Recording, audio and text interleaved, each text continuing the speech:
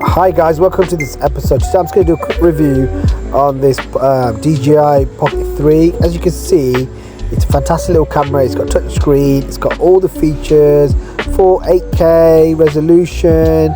You can add two dual mics. It's easy to set up. As you can see, I'm clicking through them. So I'm through the set menu here.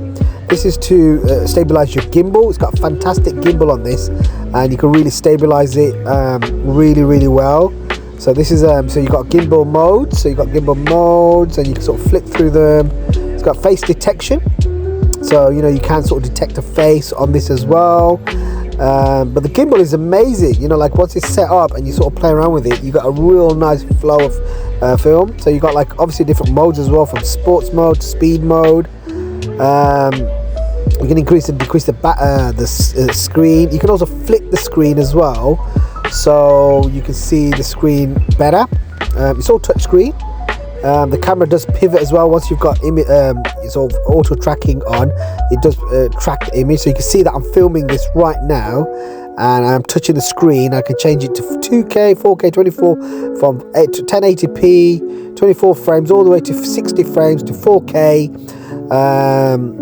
And it's all touch screen. It's a tiny little screen. You can flick through the various settings, from filming to photographs to video to slow motion to panoramic. It's got a CMOS sensor, so it's got a fabulous sensor. So if you are a vlogger or a TikToker or a YouTuber, I have to admit this is probably the perfect camera for you.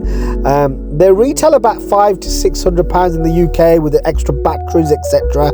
But if you're vlogging or you're making YouTube videos, I think this is the camera for you these days. It's got perfect image stabilization. Look at the flow on this. The movement's really nice. So I've done this little, I've recorded this in store just to get a feel of it, and I do feel that this is a really nice camera for you to be able to sort of film, mainly for filming.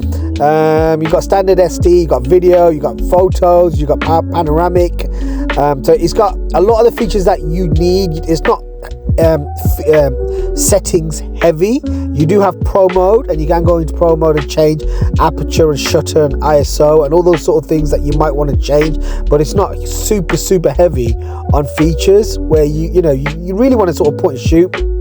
It's got a nice little LCD screen. It's not huge, it's not massive, and it flips like this, so you can sort of push it down, push it forward, and the screen does flip around as well when you do flip it. Okay,